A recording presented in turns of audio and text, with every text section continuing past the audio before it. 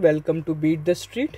आज हम करेंगे फंडामेंटल एनालिसिस आपके सभी के एक ऐसे स्टॉक का जिसके बारे में सब लोग जानना चाहते हैं। हमें बहुत सारे लोगों ने पूछा कि ऑर्चिड फार्मा में क्या होगा, कैसे होगा और अभी क्या करना चाहिए। बहुत से लोग फंसे हुए ऊपरी भाव पे लेके, और ये सारी चीज़ें हम लोग इस वीडियो के अंदर डिस्कस करेंगे, जानेंगे उनके Q4 रिजल्ट। और एक और इम्पॉर्टेंट बात कि प्रमोटर ने सोच लिया है शेयर बेचने के बारे में, और यहाँ पे होने वाला है धानुका लेबोरेटरीज से मर्जर और कंसोलिडेशन। तो ये सारी चीज़ें इसके बारे में जानेंगे और आने वाले यहाँ पे ट्रेडिंग पैटर्न को समझेंगे और आपको ये भी बताएंगे कि इसमें क्या करें, बाय करें, सेल करें, होल्ड करें, short term long term target आपके क्या हो सकते हैं, वो सारी चीज़ों के बारे में जानेंगे।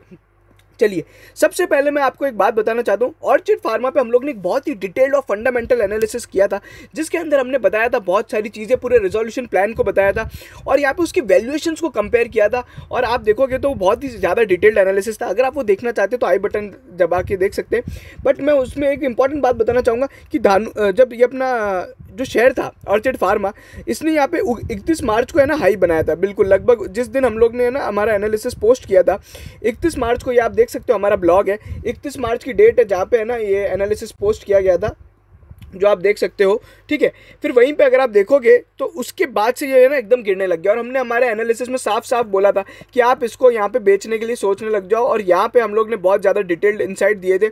और यहाँ पे मैंने साफ बोला था कि आप यहाँ पे फ्रेश बाइंग बिल्कुल अवॉइड कर दीजिए। ठीक है, तो ये सारी चीज़ें मैंने ऑलरेडी बताई थी और इसमें आपको सारी चीज़ें मैं ऑलरेडी डिस्कस कर चुका था। अभी इस वीडियो में हम क्या करेंगे, मैं आपको फंडामेंटली समझा दूंगा कंपनी में क्या क्या होता है और बाकी सारी चीज़ों पे भी ध्यान देंगे अपन।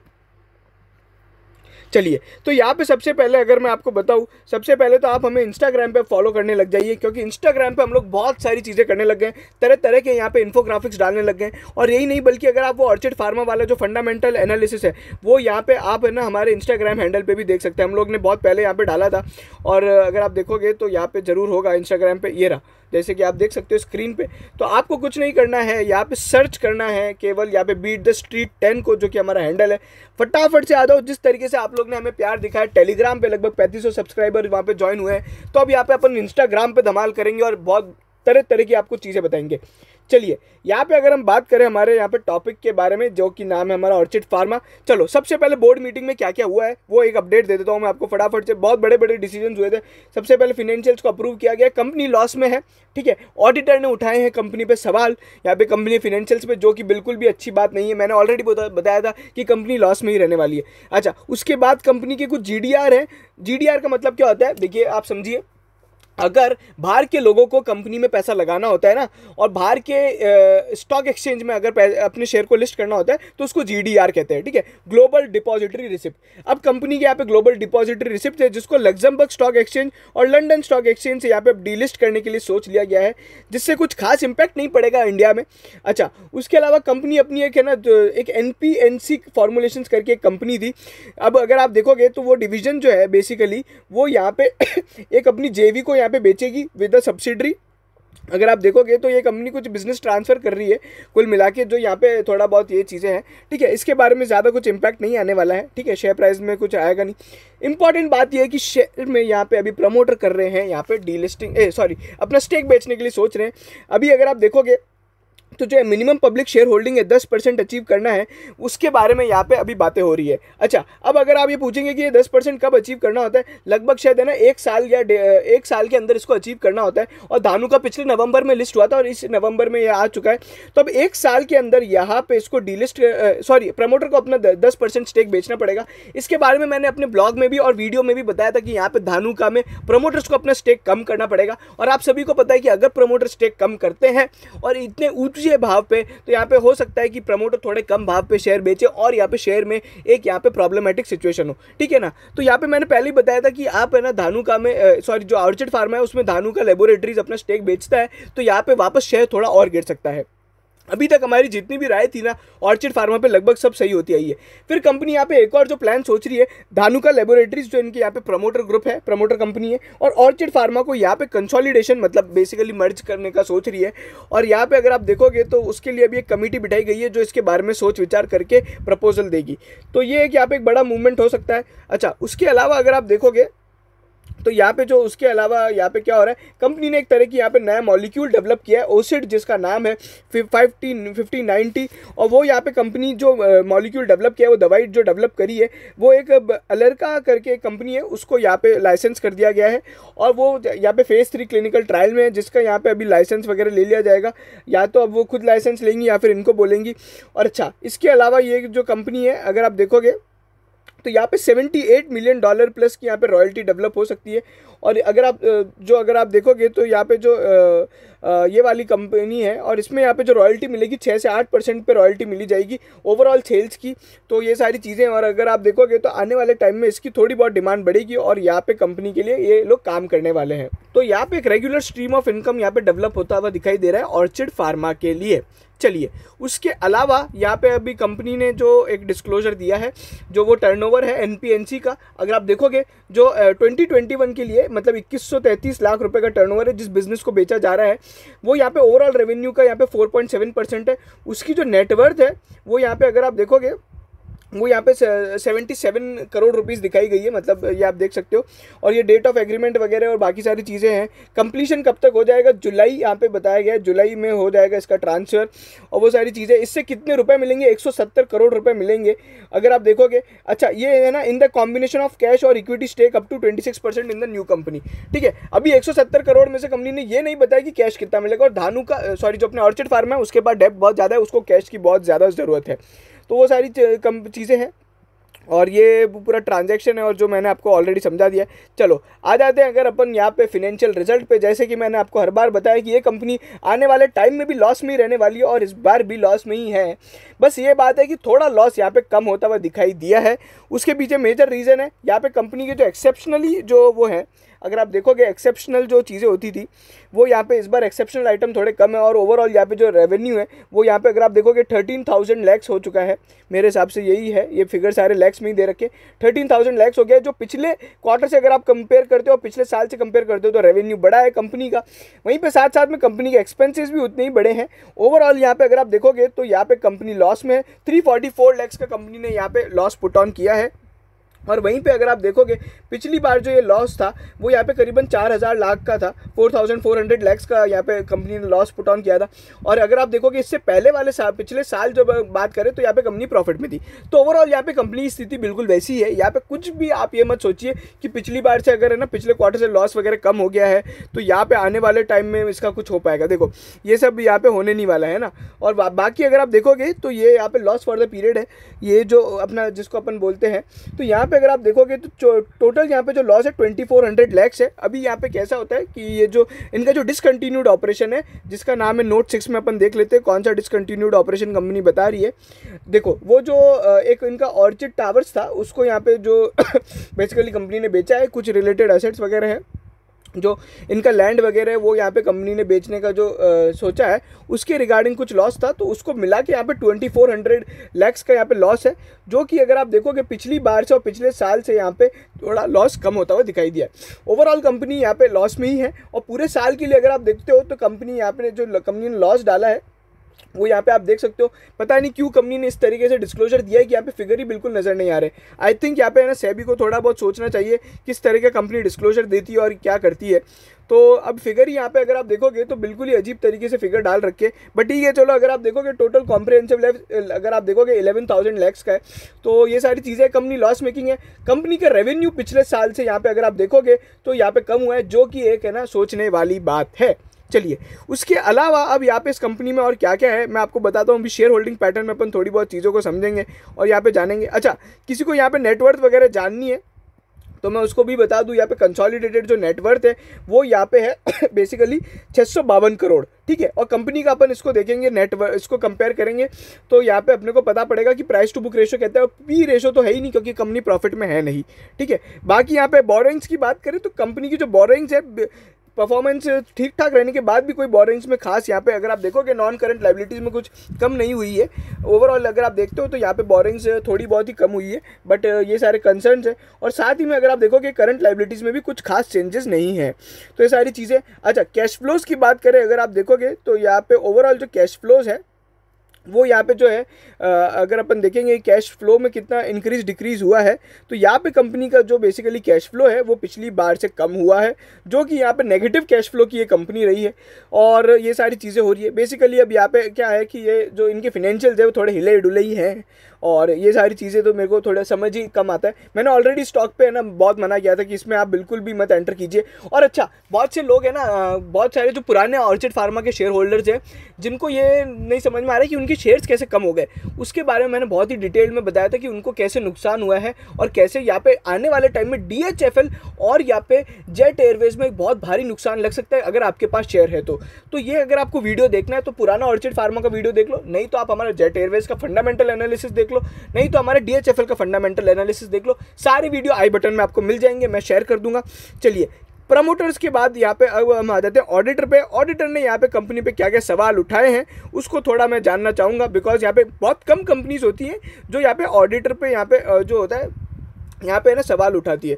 अगर आप देखोगे तो यहाँ पे कंपनी ने बोला है कि जो क्वालिफाइड ओपिनियन दिया है। अच्छा, अब अगर आप देखोगे तो यहाँ पे कंपनी ने क्या क्या बताया है, अगर आप देखोगे तो सबसे पहले बोल रही कि कंपनी ने ना फिजिकल वेरिफिकेशन एसेट्स का नहीं कराया है, मतलब कंपनी ने यही नहीं कराया है कि फिजिकल एसेट्स कितनी है क्या है, ठीक है। उसके अलावा यहाँ पे अगर आप देखोगे तो जो कंपनी ने कंपनी ने बताया कि यहाँ पे जो इनकी कुछ सब्सिडरीज है उनका इन लोग ने ऑडिट नहीं किया है, और उसमें अगर आप देखोगे तो यहाँ पे जो नेट एसेट्स है वो नेगेटिव बैलेंस में चल रही है, टोटल रेवेन्यू वगैरह ठीक है, बट यहाँ पे कंपनी लॉस में है और उनका नेट कैश फ्लोज भी थोड़ा वीक है। तो वो सारी चीज़ें हैं। और अगर यहाँ पे हम बात करें, अगर आप देखोगे तो यहाँ पे कंपनी ने किस कारण यहाँ पे जो कंपनी के ऑडिटर्स हैं उन्होंने यहाँ पे वो किया है, तो मैं आपको बता देता हूँ। देखो, तो यहाँ पे ऑडिटर बोल रहे हैं कि कंपनी के यहाँ पे जो पुरानी लीज थी ना उसका रेट बहुत ज़्यादा था और अभी तक उसका है ना कोई रिजोल्यूशन नहीं हो पाया, मतलब है ना सस्ती रेट में अभी तक कंपनी ने अपने लैंड को लीज पे नहीं ले पाई है। और यहाँ पे कंपनी के ऑपरेशन है ना खुद के लैंड पे नहीं है, वो उन्होंने लीज पे ले रखा है। और इसका इम्पैक्ट क्या है कि जो डिस्प्यूटेड रेंट है वो करीबन 10 करोड़ का है। तो आप समझिए कि यहाँ पे एक लॉस मेकिंग कंपनी के लिए यहाँ पे 10 करोड़ बहुत बड़ी बात होती है, और वो सारी चीज़ें हैं। और ओवरऑल यहाँ पे कंपनी ने ये बताया है, ये सारी चीज़ें हैं।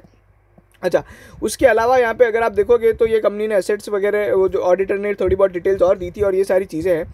अच्छा, तो ये ओवरऑल कंसर्न्स हैं ऑडिटर के, तो इसमें तो अपने को ज़्यादा और कुछ देखना नहीं है, बाकी सारी चीज़ें मैंने बता दी है। चलो थोड़ा बहुत अब यहाँ पे ना पुराने फंडामेंटल एनालिसिस पे बात कर लेते, बिकॉज आप लोग को थोड़ा तो मेरे को बताना ही चाहिए। अच्छा, ये कंपनी के ना, चलिए ये तो हम फिनेंशियल्स को बाद में देंगे। अच्छा, वैल्यूएशंस देखो, ये क्या था ना, 26 मार्च 2021 का मार्केट कैप था कंपनी का 9,000 करोड़, और उसके बाद से लगभग कंपनी यहाँ पे 30% टूट चुकी है। तो लगभग मैं आपको बता दूं, लगभग अभी मार्केट कैप अपन देख लेंगे कितना होगा। 9,000 करोड़ का मार्केट कैप था उस टाइम, ठीक है। इंजन कैपिटल एक ऐसी कंपनी थी 1490 करोड़ के लिए उसने बिड किया था, बट उसकी बिड यहाँ पे कैंसिल हो गई थी बिकॉज ऑफ सम रीजन जिसके बारे में मैंने बात की है। धानुका लैबोरेटरीज ने इसको 1180 करोड़ में कमाया था, 1180 करोड़ में खरीदा था, और कंपनी की यहाँ पे जो लास्ट नेटवर्थ थी 980 करोड़ थी। और अभी अगर अपन देखेंगे तो यहाँ पे जो कंपनी की नेटवर्थ है वो करीबन यहाँ पे आप देखोगे तो मैं आपको बता देता हूँ नेटवर्थ कितनी है, जो अपन ने अभी कैलकुलेट भी करी थी। तो अभी क्या हुआ है कि कंपनी की जो नेटवर्थ दिखा रहा है यहाँ पे, जो मैं समझ पा रहा हूँ, वो 652 करोड़ रह गई है, जो पिछली बार से कम हुई है। मतलब यहाँ पे जो सितंबर में जो कंपनी ने नेटवर्थ शो करी थी ना, उससे यहाँ पे कंपनी की नेटवर्थ कम हुई है। तो जो कि यहाँ पे मेरे को थोड़ा बहुत ही ज़्यादा बेकार लग रहा है।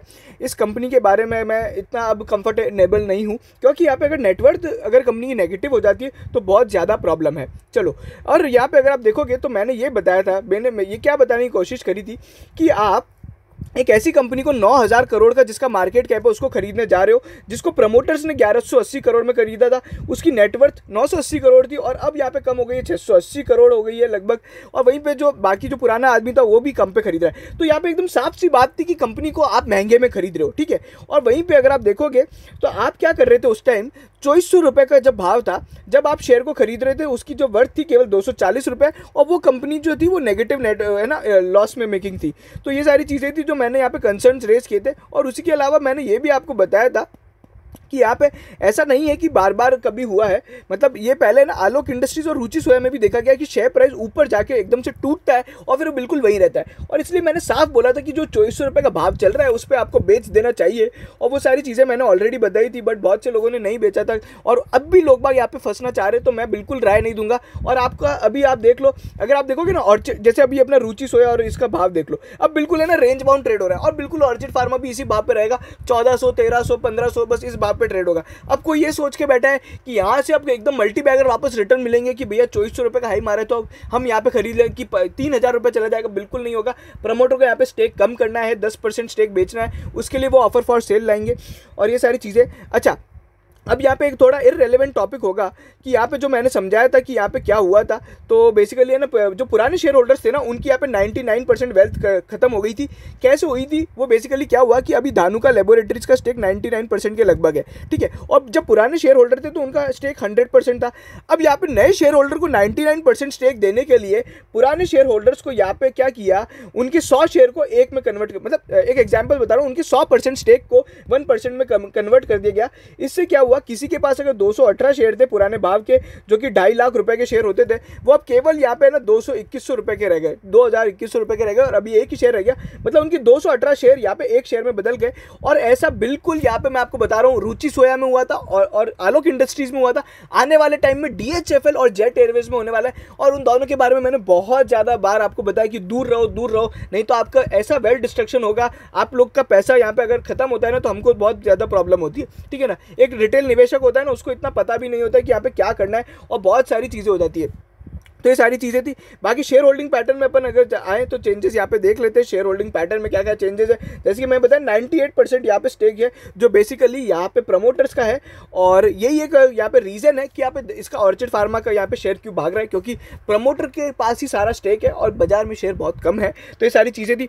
अच्छा, DIIs ने अगर आप देखोगे तो अपना स्टेक कम किया है, जो कि बहुत ख़राब बात है। देखिए ये सारी चीज़ें हुई है, पब्लिक का शेयर होल्डिंग मतलब बढ़ गया। बेसिकली यहाँ पे छोटे छोटे लोगों ने यहाँ पे शेयर बढ़ा लिया है। FII का स्टेक बहुत ही कम है, जिसमें यहाँ पे कुछ भी बात नहीं है।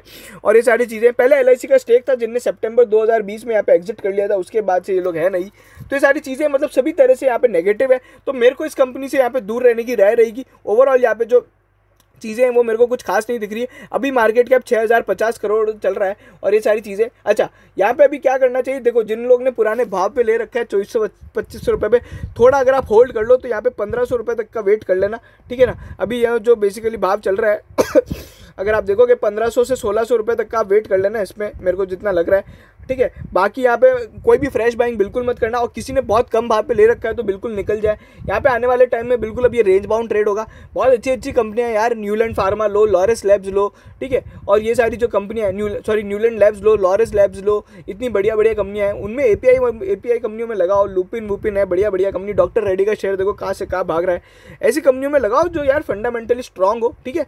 और ये सारी चीज़ें मेरे को एकदम मेरे को जो सच लगा मैंने आपको बताया। आप प्लीज़ हमें इंस्टाग्राम पे ज़रूर फॉलो कीजिएगा, टेलीग्राम चैनल पे बिल्कुल जाइएगा, वहाँ पे सारी ब्रोकरेज रिपोर्ट सब कुछ आ जाता है। सारे स्टॉक मार्केट की खबरें एक जगह आती है।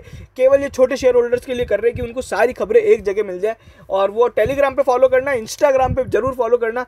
यहाँ पे अपन टारगेट रखते हैं 200 फॉलोवर्स का। इस हफ्ते में हम यहाँ पे 200 फॉलोवर कर लेंगे। आपको बहुत सारी चीज़ें बताएंगे यहाँ पे, अगर आप देखोगे तो तरह तरह के इन्फोग्राफिक्स डालते रहते हैं और आपको बहुत सारी नॉलेज आपकी बढ़ाएंगे। स्टील कैसे बनता है और ये सारी चीज़ें मैंने बताई थी। इंडिया में कितने म्यूचुअल फंड्स हैं, FII का स्टेक वगैरह कितना है, और ऐसी ऐसी तरह तरह की बातें हैं जो यार आपको बताएंगे। और आपको लगता है कोई और बात बतानी तो हमें कमेंट सेक्शन में बताओ। वीडियो कैसा लगा वो भी कमेंट में बताओ। लाइक करो, शेयर करो सभी ऑर्चिड फार्मा के शेयर होल्डर्स के साथ। ज़्यादा से ज़्यादा उन्हें बताओ कि यहाँ पे कंपनी में क्या है, कैसे हो रहा है।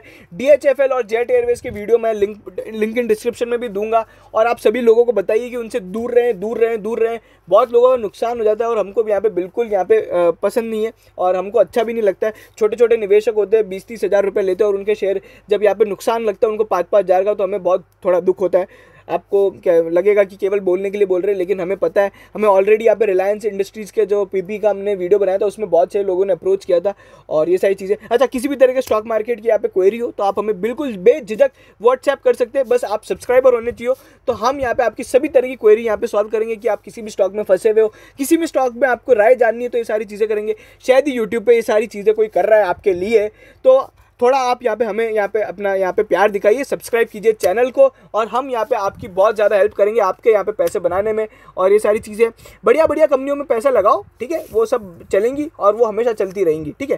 तो ये सारी मेरी राय थी बेसिकली और ये सब चीज़ें थी। अगर आपको वीडियो पसंद आया तो लाइक कीजिए, शेयर कीजिए, सब्सक्राइब जरूर कीजिएगा चैनल को। वीडियो देखने के लिए आपका बहुत बहुत धन्यवाद।